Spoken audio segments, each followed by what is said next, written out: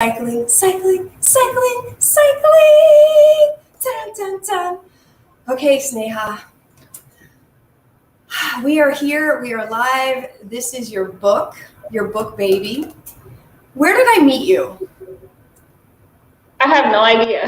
I don't know where I met you either. I was trying to remember. I think there was this well, I remember how we met, but I don't know which group that was.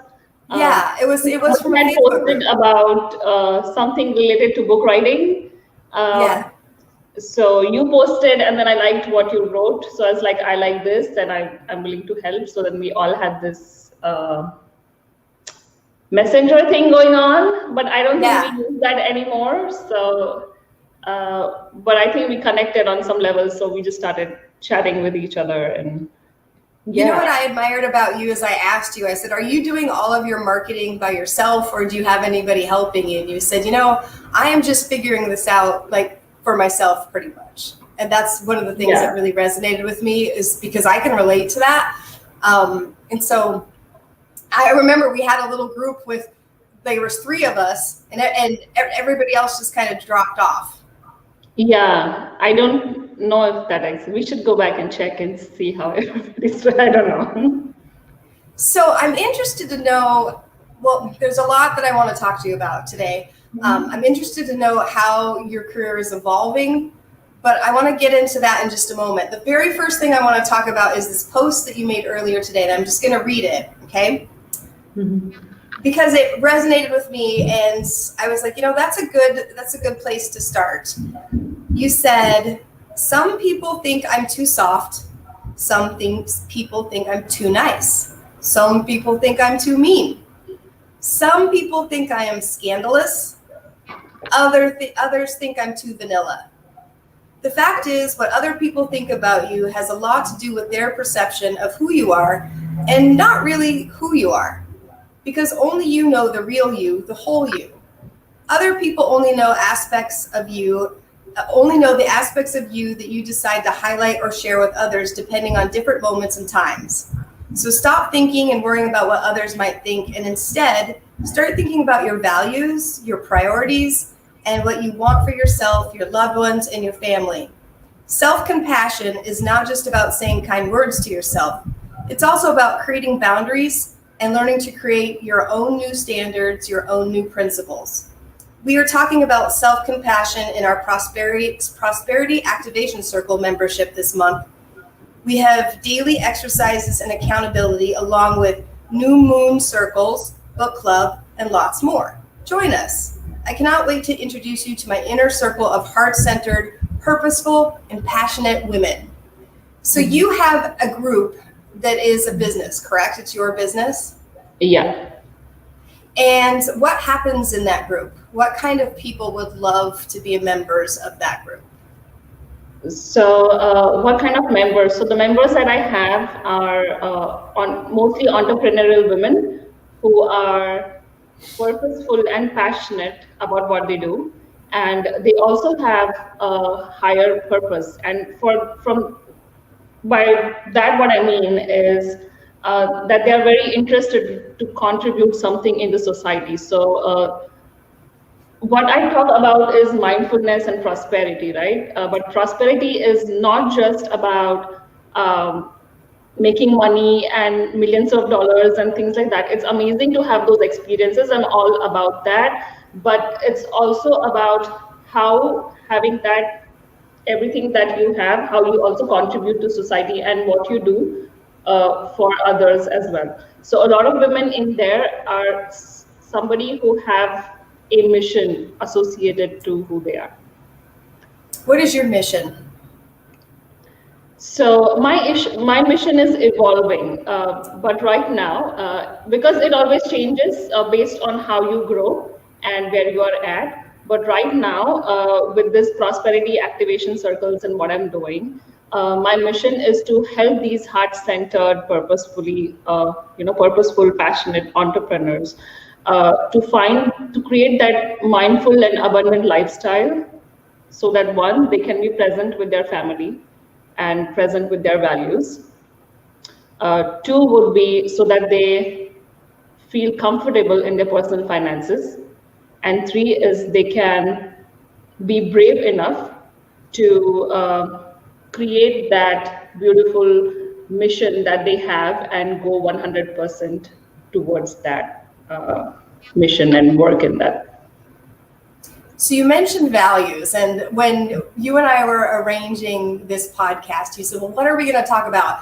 And I messaged you back and I said, I want to talk about racism, sex, drugs, politics, and religion. And you wrote back, and I was like, first of all, I was so curious to see what you'd say, but you wrote back and you're like, I don't talk about those things. And I was like, and then I actually said, I was like, I know this. I was teasing I said you're vanilla and you like safe topics. And as soon as I wrote that, I was like, that wasn't really fair of me to say at all. And then I regretted it, but I was like, let's see how she handles it and what she says instead of just assuming, that you were going to take it in a negative way. Is what made me say that is not specific to me. I know that culturally, it is more difficult for you to have a voice from the little bit that I've interacted with you, meaning it seems like it might be more difficult for you to navigate publicly, at least, hot topics. Am I correct, or am I just assuming those things? So no, I like to talk about all those topics with people that, within closed groups and in people in safe spaces. So my problem with bringing, I could talk about politics, I could talk about racism, and I can stand up for all those voices. But talking about sex especially is very hard for me in my group. I would really love to talk about it, but if I talk about it in my group, I have I have my in-laws there, I have my parents, my sister, and there are so many people following me in that group. I'm so I'm going to be scandalous. So, so I have this whole different things that I am trying to manage. Because culturally, from where I come from, we don't talk about sex in front of our parents, or parents don't talk about that in front of children. So even though if I'm comfortable, I'm not yet sure about how comfortable my parents are. So since I have not brought that topic up yet naturally, I'm not sure where it will go. Yes, you know what? Here's the thing. I feel exactly the same way. For me, I'm a businesswoman, and it's really important for me to watch the things that I say and be mindful of the world around me and how my actions and how the things that I say may affect other people. Because I care about people and what they think on some level, and probably more than I probably should. But also, I have a business to run, and I don't want to lose clients or alienate people because I'm out there running my mouth and, on my soapbox in any way. But those issues for me are, just so you know, I really was teasing when I messaged you. I was just kind of curious to what you're saying and what you would say. But they are issues that are really, really important. And especially when you talk about values in today's society, it seems that there is a lot of turmoil that's happening in our country. And it's really difficult to have, we're supposed to have freedom of speech, but it's really difficult to have these conversations anymore because of the cancel culture. So that was another thing I said, I want to talk about the cancel culture. So prosperity and helping other people, a prosperous life, what does that mean to you?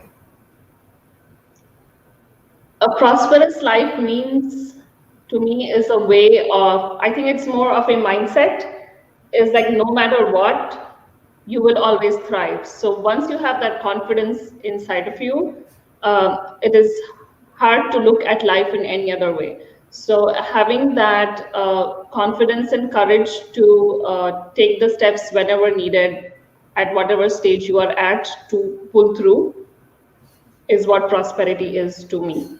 And that's how I define prosperity.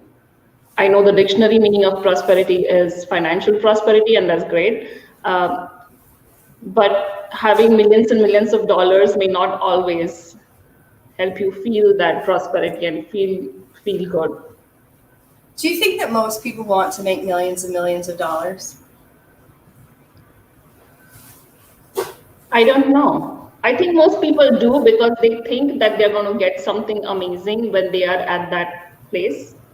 But what I have noticed is that as you make more money, if you have certain issues that you have to work on, they'll just start amplifying, right? Money is going to amplify what you already have. Such as? Give me an example of that. So, for example, if you are someone who loves to purchase different things with money, right? With more money, you're just going to increase what you purchase, and you're just going to keep on. You might still have debt, right? You may still keep only your bills will be higher. Or if you are someone who has not been happy in your relationships, but you started with maybe $1,000 per month, and then you became a millionaire, but if you have never worked on your relationships, you're still going to be an unhappy person. Your money is not going to change that unless you start working towards it. So a lot of people do want money, but I think it's about, and I know there are a lot of people who also believe in other things than money. Like they believe that money is amazing, but they have different values. Like, I don't know why value keeps coming up today. So, so you know that I have the goal to make $10 million with a rubber chicken. And it's interesting that I have this goal because when I think about what I would do with $10 million, there's really not anything that I want to buy except for my freedom. It's really important for me to be financially independent, and I don't want to be worried and stressed out about money. We live in a very affluent time, or so it's said. I mean, the world is supposed to be thriving economically, and I believe that for many, many people, that is the truth. Yeah. But for me, what would I do if I had that money? It really is more of, it was a goal that I set for myself, and I just want to prove that I can do it. I don't really care about the money per se. I just want to prove that it is possible. Much like you wrote this book. When you wrote this book, what were you hoping would happen with it? Nothing. So my goal with the book was to tell myself that I could be a published author, because for a long time it was just in my head, right? That I want to be a published author, but then how to get there and then pushing myself to be there was a whole different journey. So my goal was to get my message out there through the book and make sure that I have that goal done. So it was more of a goal achievement kind of a thing for me. I had no other agenda behind it. When I wrote my book, my goal was that I wanted to be a best-selling author, and I still have that goal, which is interesting because I'm doing zero marketing for my book right now, and I was like, okay, well, that's not going to work out very well, Amber, if you're not willing to market your own products. But I've kind of hit this spot where I just feel intrinsically it's not the right time to push. I need to take a step back and go into myself and get that second book written. Because as I'm learning about book publishing and becoming successful and becoming a best-selling author, I'm learning that having one book is not enough. Have you been hearing the same thing from other authors, that you need to have more than one book? I haven't. So one thing is that I try not to, for the past few years, I have heard from so many people, so many different things, that in 2020, 2021, I decided to shut down my, how much I'm listening from others, and started focusing on what I can do and how much I can follow my own intuition. But with that said, yes, a lot of authors who have become famous, I'm sure that there might be very few that have become famous on their first book, right? So, so many authors may have written, for example, who was that? I forgot. How can I forget the name? But I do it all the time. My memory is terrible. It really is getting bad. So I can relate to not remembering. You know what? You're going to remember as soon as we get done with this talk. Yeah, and then I want to message it like in the comments. Yeah, and we have a comment. I'm gonna pull up. Daphne made a comment. She said, hold on a second. She said, prosperity is success, and success is measured differently by each individual. Do you agree with that? Yeah. So your first goal was to succeed at actually publishing. Publishing and writing. Yeah. And how difficult did you find that process overall? Well, it was difficult to a certain extent, where I had to first come to a place where, to decide that this is the book that I want to write, because I have so many ideas flowing. It's like to decide and like pull everything together and write and stick to the subject was very hard. So I had to get myself an accountability coach who was more of a friend but also a coach. So I decided to get that to be able to just make sure that I'm doing things. So I needed that help a little bit, and it helped me to stay on task. So I did take some time still, but I needed some pushing on that writing part, where I had ideas, so I wanted to. So that was the harder part, I think, to answer your question. Was to narrow it down and stay focused? Stay focused, yeah. How long did it take you to write this book? So it was in my head for 2 years, but then once I started writing and publishing, it was like within 6 months. And I remember that there was a day that somebody was basically chastising you for something that you wrote in your book in regards to your relationship with your husband. Yeah. Can you talk about that a little bit? Sure. So, and again, I think that's about my understanding of what I wrote today. Is like certain people have only a certain perspective about you and your. So in my book, I have written about an incident that happened between me and my husband, where I wrote my first line of the book, and I got really excited. Oh, I'm going to start writing my book finally. And I got really excited, and I went to my husband. I was like, I started writing. And then he was like, wait for 2 minutes, because he was watching his cricket match, and it was like 2 minutes down to the last thing. And you know how all Indians are about cricket and football and soccer. So he was like really excited, and he was like, I'm going to come and give you attention in 2 minutes. But at that point, I was like, no, I want that attention right now. And he got pissed, and we had like some back and forth, and it just completely changed our that whole day. It just like completely transferred into like a really a rage at each other, where he was throwing things, I was like this, and we had this whole thing. But our whole relationship is not that. We are like very different people, right? And we have worked over the years on how we interact with each other, and how do we say things, and how we present our ideas, and how to give each other space. So we have worked over all these things. But in the book, I have not gone too much in detail of how our relationship is, because that could be a whole another book that I haven't written about. But somebody wrote a comment about, and that didn't come as a review. That was some other review that I was trying to get, because somebody told me that you should go to this particular organization and get their review, and that will help you to market your book more. So I was like, okay, I'll do that. But then that never worked out, because this person did not review, and she said that you have this is the horrible way of portraying anybody's relation. I don't even remember the words, but it was basically somebody saying some things about my husband without knowing my husband, saying something about me without knowing me, and just making it about, they made it something about being bipolar or depressed or something like that. And I was like, what?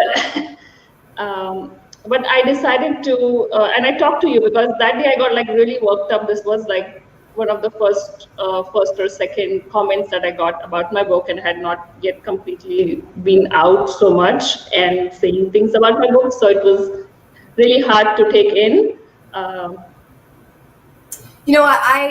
remember reading what the person said, and here's the thing, and the danger about writing is that people take one instance, and you were writing about a difficult time, and to be honest, I relate to that sort of thing. I have never known a relationship that doesn't have its occasional problems, including yelling and screaming matches. I wish that more people were honest about the fact that, sometimes people yell. It doesn't mean that you're in an abusive, toxic relationship. Sometimes things get escalated. Now, when it becomes a pattern, right?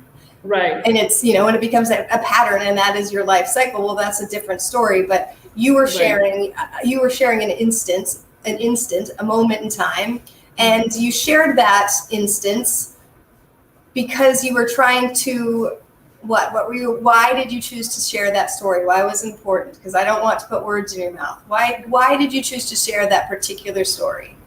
So it was about, so that whole chapter was about managing our triggers in the moment and how to start working on those.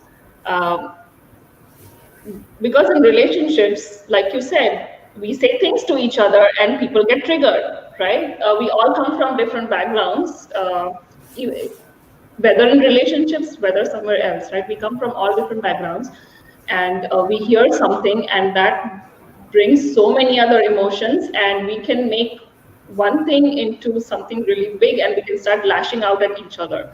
So that whole chapter was about handling that trigger and how to understand, what different parts of, so how it is triggering you and how you can react, or how you can stop, take a pause, and then respond instead of reacting. So most of the times what we do is we react, we throw things, we shout, that's reaction. But if we take a moment and try to understand each other, that can help us improve that process. So it was more. So in other words, you identified a problem in your book and you provided a solution. It's interesting to me that the person that decided to write you the scathing message chose to villainize you for identifying a problem and providing a solution, especially a relatable problem. It makes me wonder about that person, because I read your book and I think it's really, really valuable and really helpful. And I'm glad that you wrote it, and I hope that you write another book. And I really want you to be successful in all you do, because I think you deserve it. Is writing your main passion, or do you really love doing the teaching that you're doing within your small groups? I have never thought about it, really. But I believe that, so learning is my biggest passion. learning to improve myself and help me grow as a person is my biggest passion. Then how I share it is then through writing, which is what I can do the best, I feel, and then the second is through teaching. But learning first is what I'm more passionate about. And I think that has helped me to see the negativity or stress that I brought inside my house, or that others brought inside the house, and learned how to navigate through different things. But if I didn't have that passion of learning, stopping and seeing, I don't think I would have been able to write or teach others or start whatever movement I want to start. So you're from India, correct? Yeah. Were you born in India? Yeah. When did you come here? Huh? When did you come to America? In 2004, August of 2004. What brought you here? So I did my master's in industrial engineering. So I got my admission for my master's in North Carolina State University. So that's how I came here. Do they have colleges like that in India? They have colleges in India, yeah. What made you want to study here? So I think there's a fascination of America that I question now. Like after staying here for 15 years, I sometimes question it. But we were always, we saw the westernized countries to be like more free, the women were more free, or you see all these different modern technologies and all the prosperity that US has to show to the world. Like in India is completely changed now, it's very different, but then all this technology or anything was not very easily available to everybody, right? Or the freedom that women have or things like that. So it was not easily available. So seeing America and hearing about America and the freedom and all the large things, and it was just fascinating to hear about America. And I had this, my grandfather, I don't even know if so he had this Viewmaster. Do you know a Viewmaster? That they used to have these. It was an instrument. It's an old thing. Like so, it looks like a binocular, but it's not. It has a lens, and then you put a film with like pictures on there. It's like yeah. Yes, I remember those, and it goes around and shows little pictures. Yeah, so my grandfather had one that I used to take from him and look, and they had the pictures of Niagara Falls and the picture of the redwood trees, and so they're like very beautiful pictures of America in there. So I grew up seeing that. So I believe that it was kind of like put in my vision board in my head somewhere. So I somehow made it to the US, like because I grew up like watching those pictures and being fascinated by Niagara Falls, and yeah. And now you've been here for 15 years. How has your opinion of America changed? How has your opinion of America changed now that you've actually lived and experienced the reality of what it's like to be here? So in a lot of ways, I still do believe that it is amazing that I got to stay here and experience whatever that I have experienced. There's like, I wouldn't take anything back. But what I feel is that a lot of things that I thought that America would, like, I didn't know that racism existed in America as much to such a deep level until I started reading about it last few years, right? So I knew that some racism existed and I have faced some things. But now that there is like so much ingrained that I have started reading, I feel that as much as the world portrays that America is forward and modern and whatever, it is not really that. It still has a lot of it has a lot of ways to move forward. It needs more work. Or for example, like the freedom that women have, or things like that we have seen. That is what we heard, right? But we have had women presidents, women prime ministers in India long before America. Just this year or last year got their first. This year, right? It was this got their first woman vice president, right? But before that, they haven't had any. But other countries, even like Muslim countries, have had their women presidents and prime ministers, right? So we think even Pakistan, yes, too. Pakistan, right? And India, both. Pakistan, yes. Bangladesh, all of them have had their women prime ministers or presidents. India has had them, and a lot of years ago they have had that. So it's not like something that happened in the last few years. It's like 20 years ago, right? 30 years ago. So we see a modern way that has been portrayed to the world, but is it really that modern, right? So I have all these questions now in my head that I'm trying to get answers to, and more questions are coming up. So that's the difference of what I see, is what has been portrayed versus what is there. So it's interesting to me because as I'm listening to you, you said that your perspective of racism in America is starting to change based on things that you're reading. And that was specifically interesting to me because you didn't say things that you're experiencing. You said things that you're reading. And it made me wonder, have you experienced racism directly from the way that people have treated you in this country?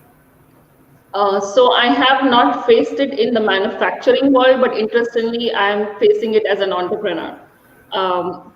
So recently I realized that, I was doing a lot of meditations locally in different wellness centers. And what I realized was that the support that people of other races directly get, right, is not the same as how you get it in certain areas. So for example, if there are, I don't even know how to explain it. And I didn't even realize that it was racism happening until I explained my situation to someone and tried to figure out that, am I doing something really wrong here? And they were like, no, it's nothing that you're doing wrong. It's just who you are. Do you think it had to do with who you are as an ethnicity, or do you think it had to do with you being a woman? Do you think that it might be the state that you live in? What state are you living in now? I think it has to do a little bit with the state that I live. I live in Georgia. So it could be because I have lived in the West and I haven't seen something like that. And in the East, it's been odd. So I don't know, that's why I don't bring racism up, because I'm still trying to process a lot of things that are happening, and I'm not the best person to talk about it right now. And you know what, honestly, racism is a hot topic right now. It's trending. If you say something that somebody disagrees with, then you're labeled as a racist, and people are slinging the word around like mud. It's a tricky subject, and honestly, I'm so grateful that you're being so gracious with this conversation, because I am asking you some pretty powerful questions, and you're handling it and so eloquently. I'm grateful for this dialogue. No, I wish I could be more eloquent about racism. Trust me, it's a very deep issue that I believe that we should all look into and try to sit together and have conversations around. But sometimes you have to first navigate whatever that you have gone through to then be able to help others, or even come to a conversation without just starting to cry and things like that. So that's why I don't deal with it yet.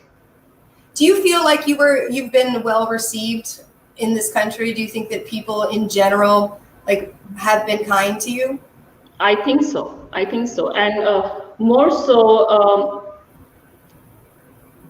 so in the manufacturing world, where I have heard that it is hard for women to make through in those kind of situations, or where it is a very manly world, or where there are a lot of men in the manufacturing world. So I worked for 10-12 years in manufacturing. I was an industrial engineer, process engineer, quality engineer. So I have dealt with a lot of men in my life, and I have never faced racism. I have never faced sexual advances. Maybe sometimes I feel that maybe it has to do with where I come from, or how modest I behave, or what is it, or maybe the people that I met were always good, and I was very lucky to have that. So I don't know. And I have sometimes have faced sexual advances in India, right? So I don't even think it has to do with ethnicity, so that part is a little different. To me, I don't know. So I haven't faced that in America. So I've experienced quite a bit of racism, ironically, because I'm white. So you would think that I wouldn't, but I have, and been called a cracker and a devil, and sexism, definitely have experienced that.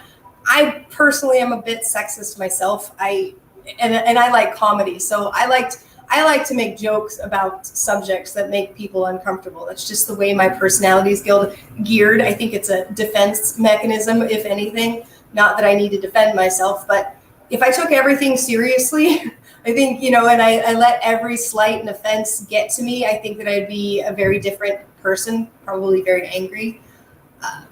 Because the world that I grew up in has honestly been a little bit twisted. Quite a bit twisted, not idealistic at all, not like the American dream that you would imagine. And so it's really nice to be able to hear your perspective, because you weren't born here and you came here. And we're, again, in a time right now where, You know, it seems that there's more division than unity. And that to me is really troubling, because I believe in America and the American dream. And I really want to see our country thrive and work well with other countries at the same time. Kim wrote a comment. It's a long one, so we're going to read it. She says, one person's negative or toxic opinion is ignorance in them, and it doesn't define you or your relationship. A true relationship has good and bad moments, and it's what you choose to do with those moments. It's how your relationship grows or dies. Being in a relationship is growing together, and it sounds like that is what you're doing. So good for you for your truth and being able to learn from the moment that you and your husband had, and good for you for not letting that person's ignorance stop you. Thank you. How long have you been married? 14 years. 14 years, and you have 2 children? Yeah. And a dog. And who a just dog. had a birthday. Yeah. It was yesterday. Her birthday was yesterday. Yeah. Your dog's birthday was yesterday, and you posted the cutest picture ever. Yeah. Your dog is adorable. Yeah, she is. And so I never grew up with dogs, and I used to be scared of dogs. So she has completely changed me as the person. So now I love dogs. And Are dogs popular in India? Huh? Are dogs popular in India? Popular, not really. Some people have them. I don't know now. Like I haven't lived there in 15 years, so maybe people like them now. But it was not very normal to have dogs. I think more people used to have cats. But there is a lot of street dog problem in India. So you'll find a lot of street dogs just barking around outside in the night, and you sleep through it. It's amazing. But How old were you when you came to America? 21. Oh, you were a baby. 21 and 21, 22, yeah. Did you have an alcoholic beverage when you got here because you were old enough? Well, I tried, don't tell my parents, but I tried some in India. But yeah, I tried here with my brother-in-law and my sister. What did you think of it? That's fine. I liked it.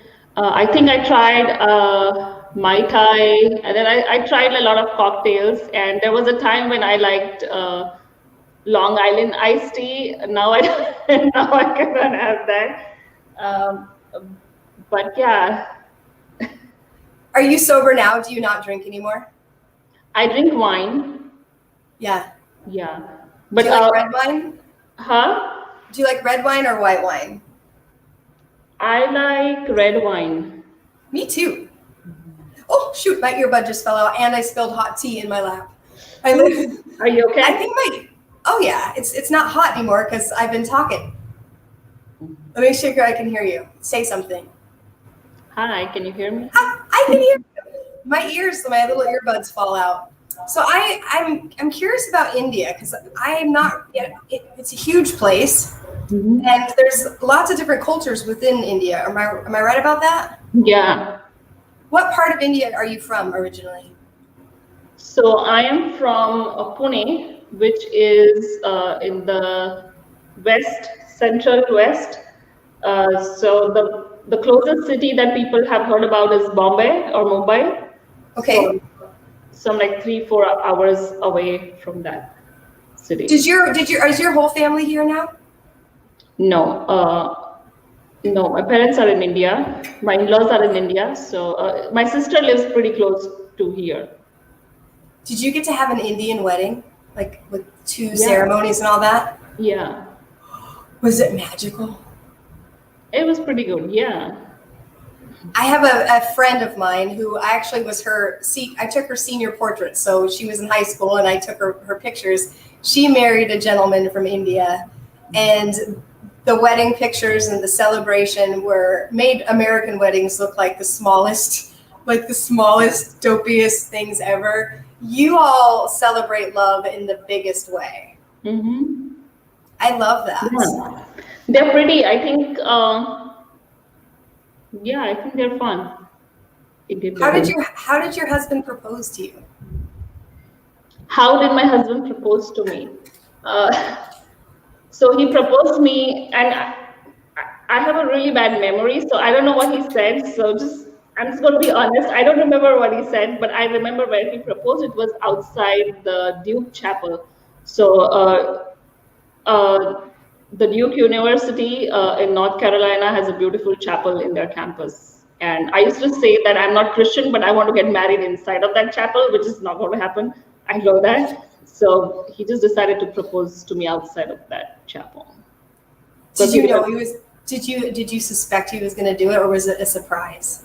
So it was not exactly a surprise because we were going to get married. So it's odd because our parents decide the marriage. So it's not like something that it's not the parents that decided the marriage. It was still like ours is a love marriage, but it was arranged by our parents. So it's weird. So we met at NC State, and of course we were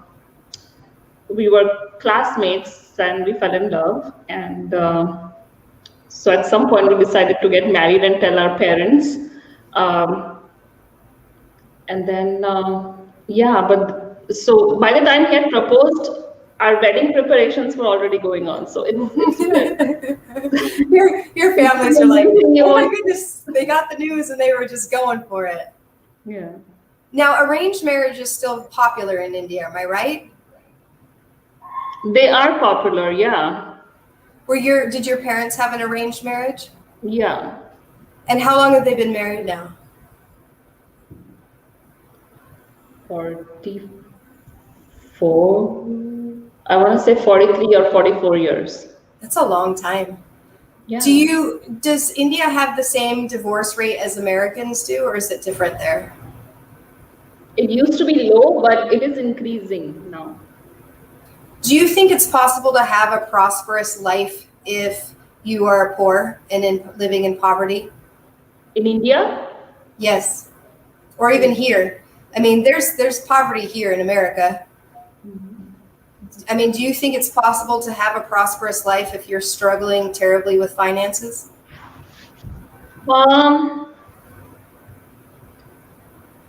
So you can, but you may not have. So if your aspirations are bigger and that's what makes you happy, is to to have certain kind of experiences, have certain lifestyle, have this, have that. Then if you have all these wants, no matter where you are in life, if you're poor or you are rich, if you have that loop going on, you're always going to be unhappy.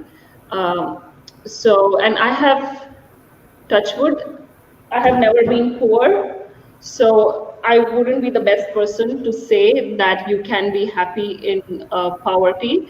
But I have seen a lot of poor people live a happy life in spite of their struggles, like give a life to their children, give a life to each other in their really small spaces. And sometimes it's not about even poverty, but a lot of people choose to live in small spaces in India where, there is a 1 or 3 bedroom place, which is like 1100 square feet.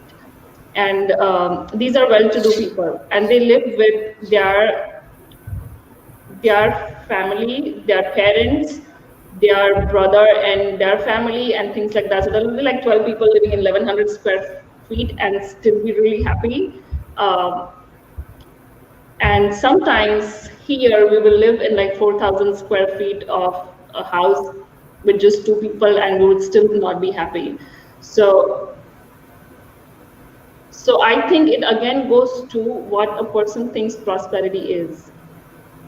I agree with that. It's interesting because we looped back around because Daphne wrote a comment a while ago and she said, is it possible they interpret it that way because they're reflecting situations they were in? And she was talking, and she literally was comment of the book. Yes. Oh, okay. Yeah. That could be it. Like maybe they are going through something in their life and they thought that, maybe I'm going through something similar and they were just reflecting or projecting that. That's one of the things that I worry about with my book, because I put so much personal stuff in the book, and my book is very toxic. It is definitely a very toxic story. So it makes me fear that people are going to read my book and assume that I'm a toxic person, or that I am stuck in a life pattern of making choices that are not good for me. So I think for me, one of my biggest obstacles in moving forward has truly been dealing with the fear of judgment. And I still struggle with that. Like, what are people going to think? What if I say the wrong thing? Or what if I say something that harms somebody else in some way? And that's part of the reason why I stopped blogging. I used to put myself out there in the world a lot more. I was very fearless for a time, and then I got smacked in the face a bunch, metaphorically, and have retreated. It's tricky to navigate. So I think it's a valid fear. Like, we have a term for that in India. It's called "log kya kahenge." So what will people think? And like a lot of the decisions that people take are based on what people will think. And it's a well-known phrase. Like, now people are coming away from that, where your decisions of who you are going to be, or who you choose to be, has nothing to do with what your neighbors think about you, what your society thinks about you. It's more about who you want to be in life, right? So it's a valid concern because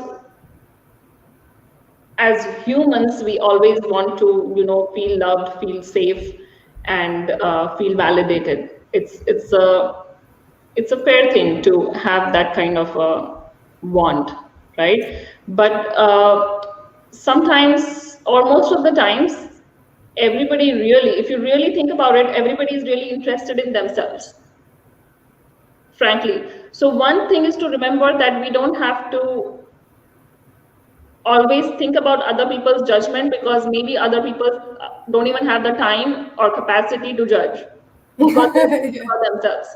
Yeah, I agree with that. Right?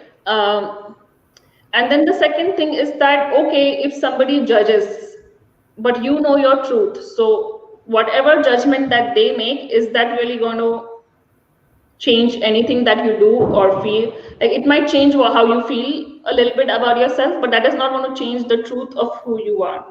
So for example, like, I wrote that post, and before that you said that you like vanilla topics, right? So I was like, this person calls me vanilla. Oh, what does she think? Yeah, it wasn't very fair on me, but vanilla is a good flavor. Yeah, vanilla ice cream is delicious. Yeah, vanilla with chocolate sauce. Yeah. But anyway, coming back to, what was I saying? Now I got like all these I don't know. Now I'm thinking about ice cream. I'm like, oh, vanilla ice cream. But I mean, so basically, we were talking about the fact that I made that comment and I called you vanilla, and how did you feel when you read that? It kind of irked you a little bit, right? Yeah, it definitely irked me. I wrote to my husband, so Amber thinks that I'm vanilla. Am I vanilla? And he was like, if she thinks that meditation and yoga is vanilla, then maybe you're vanilla. It's fine for her to think that way. And that's the thing, is you automatically went negative. And here's the thing. As soon as I sent it, I was like, wait. I asked my daughter, I said, how do you think she took that? She was like, Mom, that was kind of snarky. She was, because I told you I'm kind of in a mood today. I even at the beginning when you and I were talking personally, I said, I'm kind of in a weird thing. And this is what had happened right before I wrote that, is I was reading, because I asked you if you know who Joe Rogan is. Joe Rogan has a podcast that I love to listen to. And the reason why I love to listen to Joe Rogan's podcast is that he talks to really, really intelligent people in various genres, various professions, about hot topics, about things, that are difficult to navigate. And I was reading this article this morning. I woke up, the headline was, people at Spotify the staff of Spotify are unhappy with Joe Rogan's podcast. Now, the thing about Joe Rogan's podcast is that he was previously uncensored, and Spotify offered him millions and millions of dollars, I think $100 million, to leave his platform, which is uncensored, and come over to their platform, and they promised that they would not censor him. But now that he's over there and under contract, there is a small group of people that are upset with his content, and they want him to edit it or, mute it or water it down so that it's digestible to be more inclusive to all of the different minorities of the world. Specifically, the article mentions transgender people. And so for me, one of the things that I'm really struggling with as an American is we are supposed to be free people, and we're supposed to be able to have dialogues and conversations about difficult topics and have it be okay. But it doesn't really seem like, with big business especially, that is the truth, that it's allowed. For example, if we were to talk about a topic that was like vaccines, for example, if we were to talk about vaccines on this live right now, and it was anti-vaccine, like talking about the risks and the bad things that happen, there is a high likelihood that YouTube or Facebook would choose to take down our video completely and just completely take it off, because that's happening. It's happening a lot. And so I was in that mindset, when you're like, well, what do you want to talk about? And I was like, I want to talk about all these things that you're not supposed to talk about, and then you're like, I don't talk about those things. And I was like, why not? So like, I had all of these thoughts and feelings about something that had nothing to do with you when I said the vanilla comment. You know what I mean? And so, no, I don't know you very well. I don't know if you're vanilla, but I do know that if you were vanilla, I would love you, because vanilla is delicious. So the thing, like what you said in your post, when somebody else is writing something about you or has a thought about you, it's not necessarily who you are. It's right. They are, or even where they're at in the moment. Yeah. Ben McCauley wrote something. He said, "That's okay, Sneha. I'm vanilla too." Too nice. Thank you. So Ben is my boyfriend, and I tease him a lot. I call him sometimes, when I'm being a brat, I'm like, because he is he's very conservative. He is vanilla. But I love him, like that's not a bad thing. It really isn't. But it wasn't fair for me to say that of you, because I don't really know you. But you did mention two things, yoga and meditation. So let's talk about meditation. Mm-hmm. Sure. When did you start getting into meditation? Is that a cultural thing? Yeah, it's a little bit cultural, but I really started getting into it in 2004. This was around the early part of 2004, where I was still in India. I was in my last year of engineering, my bachelor's degree. My dad was working from a different city. So it was me, my mom, my sister was already married. She was in the US, and our grandfather used to stay with us. And so I had this pressure of my final year, and my grandfather fell in the bathroom and was paralyzed for 3 months. So he went from like being really healthy. I think he was 85, 86. At that time, he went from like really healthy to suddenly paralyzed to he died in three months. So it was like a very stressful time.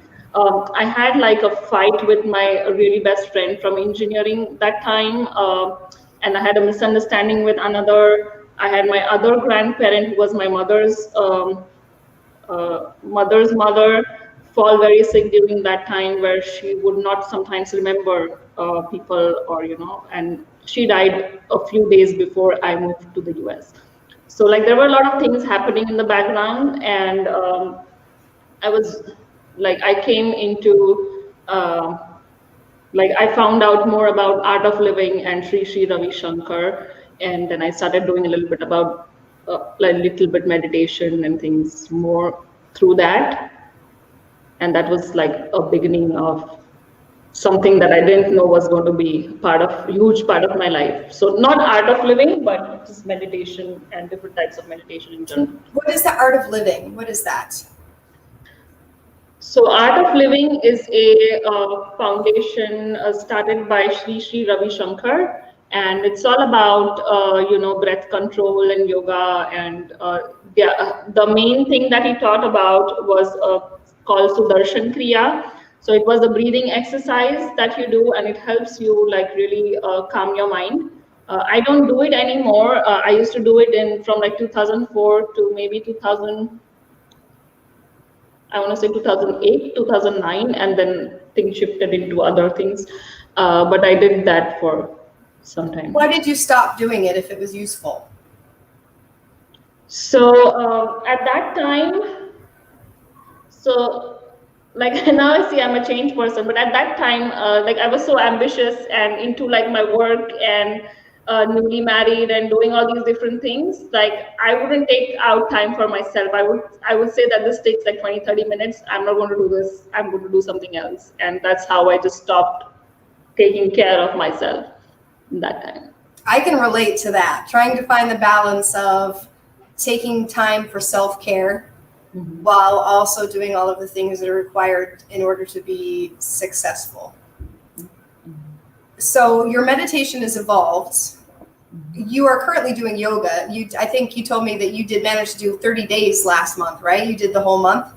Yeah, so I did 2 months, 30 days and 30 days. So I've been taking a yoga teaching class, but it's more for me to learn philosophy and not really to teach.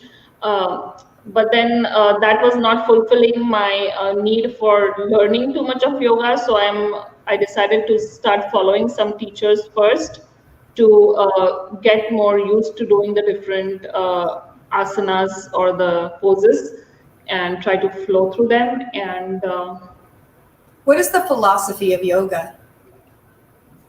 What is the philosophy of yoga? Oh, yeah, Lord. I didn't realize that yoga was a philosophy. I thought that yoga was just slow movements that stretch your body. I didn't realize that there was something more philosophical. So yoga is a union of mind and body, and it has a lot of philosophy behind it. Like it will take like ages and ages for me to start sharing. I'm not there yet. I'm still learning. But there's a lot behind it. So it's not just doing the poses. It is more also about so yoga has 8 different limbs to it. So yoga is one of it, but then there are more. So the asanas that we know is one, but then there's also meditation and breathing. Then there's also and I don't know, like I'm just going to be open here. I don't know the 8 limbs. I'm going to go and find out and post in the thing below, but it's more about being in the being non-violent, or there are like different things like having a clear speech, or so there are like very different things that are involved in yoga. I didn't even know that yoga was so complex, or that meditation was really tied to yoga. Now I've heard the word chakra. Is chakra, is that tied into yoga as well? Or is that a different? So chakra is a part of yoga. So a lot of these yoga, meditation, and the asanas, they help in balancing chakras. So what that is that the chakras they're not actually existing. So they're not like something that is part of the body. They are kind of imaginary centers in your body where different energies meet. So if you have heard about Chinese acupuncture or one of the Chinese medicines, they all have these different pressure points and what are they called, energy nodes that run through our body. So where all these energy centers meet, or where all those nodes meet, right, corresponding to that position, the chakras are present there, and they are the place where the energy comes in and goes out of the body. And then different chakras have different I don't remember the word, but they have a different what do you call it? A different thing associated with it. So for example, the root chakra is associated with the worldly fears or the worldly prosperity or the material world, right? So if we are feeling insecure, or if we are feeling like we want to make more money, or we're just feeling a little bit unsafe, then you are to strengthen your root chakra and work more on your root chakra exercises. And or if you have, like, you know, if you feel like you don't feel creative enough or you don't feel sexual enough, then you work on your sacral chakra. Or if you don't feel like, you know, sometimes you have we don't talk as much, right, about different things. Sometimes we're quiet, or sometimes when we are called to talk, we hide ourselves or not show, we're not visible. Then that has to do with our throat chakra. If we are, you know, angry at people, or if we are, you know, if we are not able to 100% receive or give love to more people, we don't find that compassion in ourselves, and it has to do with heart chakra. So there are like all these chakras that are associated with different energy centers. And Is that something that you work with your practice? I do a lot of sound healing that you see. Yeah, With I want to talk about sound healing. Sorry for talking over you, but I got really excited when you pointed to your, are they called bowls or do you call them something else? They're called singing bowls. Will you pull one down? Yeah. Please. Which one do you want? Like the crystal one? You pick your favorite one. Which one's your favorite up there? I can do a crystal one. 1 second.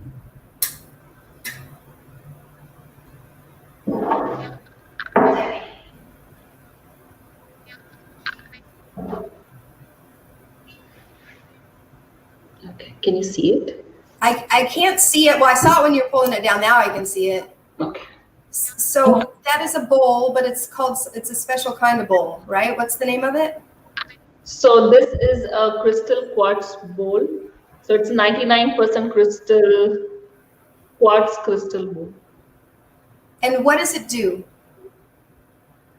So it rings. So you can, I'll tell you what the science is behind it, but you can listen to it. I like the way that feels when I hear it.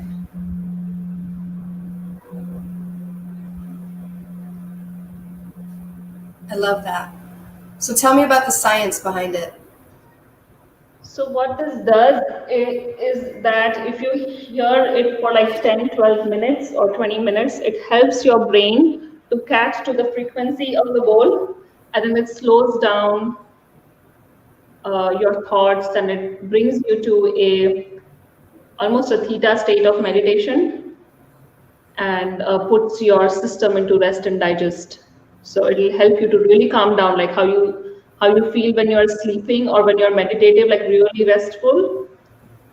So, and it will happen without you believing in meditation or not. So you don't have to believe in meditation. You don't have to force yourself to, you know, think or become thoughtless or anything. It just automatically, or if you're like very tired, it will put you to sleep in like 10 minutes. You'll fall asleep. I have had people start snoring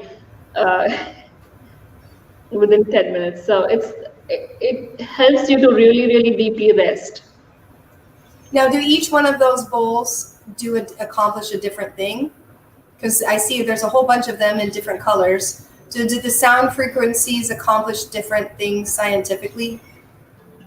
So their frequencies are kind of similar, but they have a different, what is it called? So my knowledge of American music is a little off. So what is it called? The C, D, E, those are tones, right?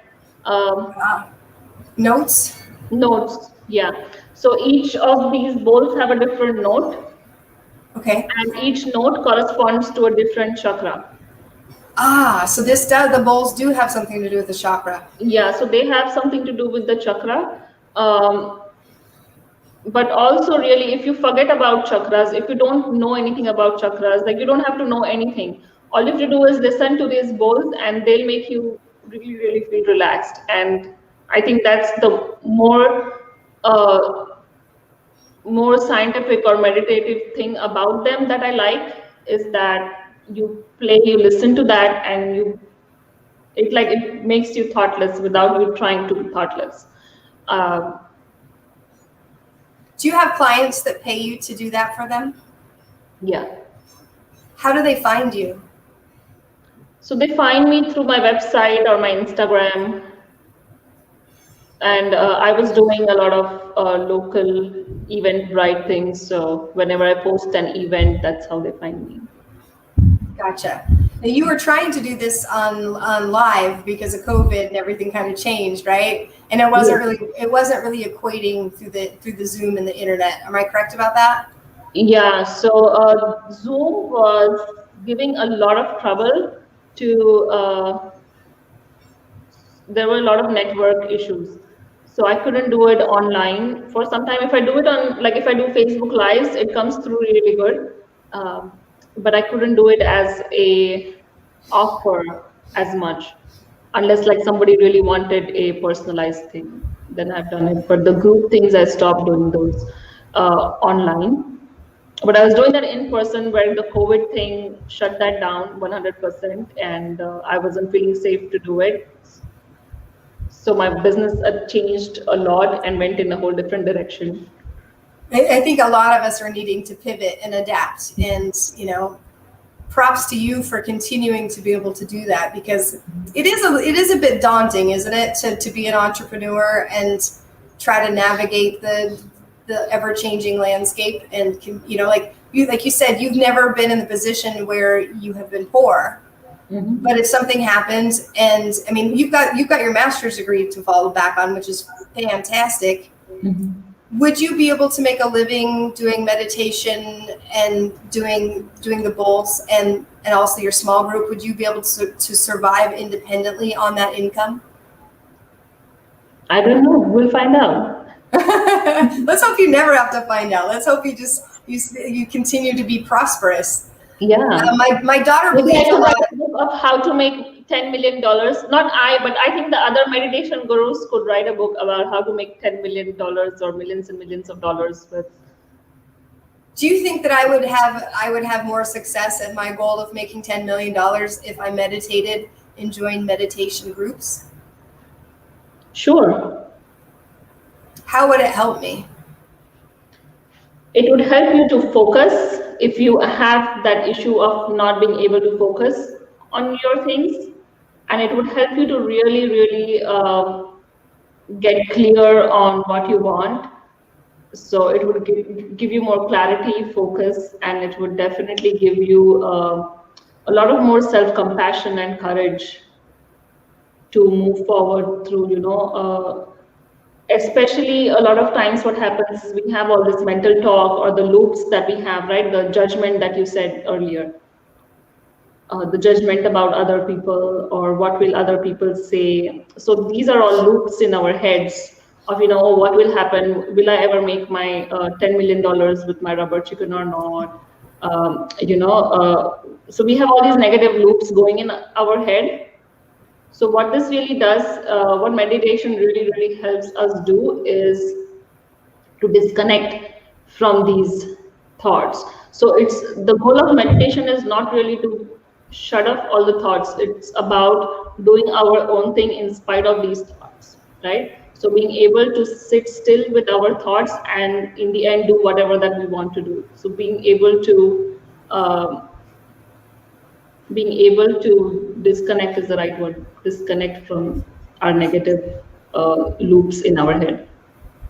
One of the things that I've been struggling with lately is the realization that what I want is not, it may not be possible in what I have. And I'm not willing to give up what I have in order to get what I want. And I don't know how to solve that problem. I'm speaking very vague, but I mean, that's where I'm at, because I don't live for just me. I live for the world around me as well. And so I haven't really figured out how to be true to my life and my vision and my destiny without compromising or damaging other things or other people. And so I'm kind of stuck in the stagnant space of not being able to figure out how to follow my true path. Do you think that meditation could help me with that? It could. it could help you to.